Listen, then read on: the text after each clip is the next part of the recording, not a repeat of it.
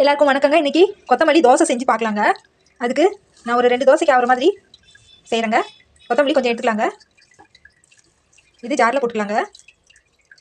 அரைச்சி மாவில் சேர்த்துக்கலாங்க. நம்ம விருப்பத்துக்கு கொத்தமல்லி எடுத்துக்கலாங்க. ஒரு சின்ன துண்டு இஞ்சி எடுத்துக்கலாங்க.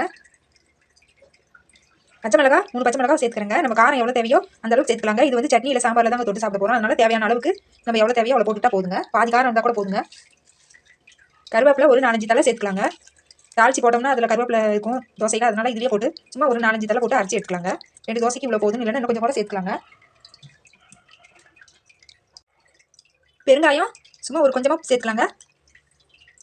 சீரகம் கொஞ்சமாக சேர்த்துக்கலாங்க.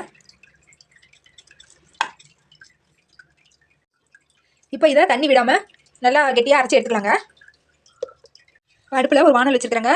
இதில் 2 ஸ்பூன் எண்ணெய் விட்டுருக்குறேங்க. கொஞ்சமாக கடுகு சேர்த்துக்கிறேங்க. இப்போ கடுகு பொரிட்டுங்க.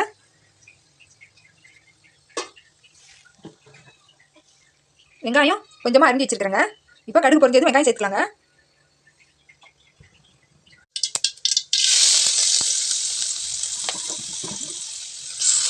வெங்காயம் நல்லா செவக்க வதங்கிட்டுங்க.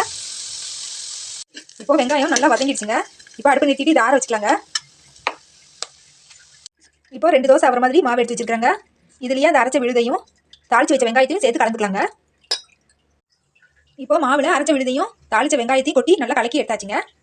அடுப்பில் ஒரு தோசைக்கல் வச்சுருக்கிறேங்க. இதில் இப்போ மாவை ஊற்றிக்கலாங்க தோசையா.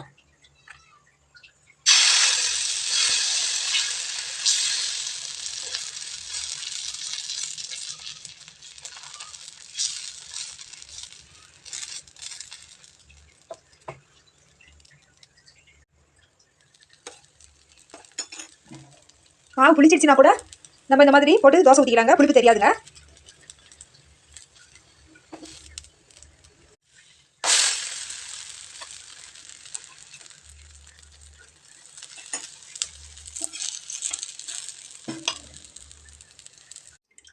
அவ்வளோதாங்க, கொத்தமல்லி தோசை தயாராகிடுச்சுங்க.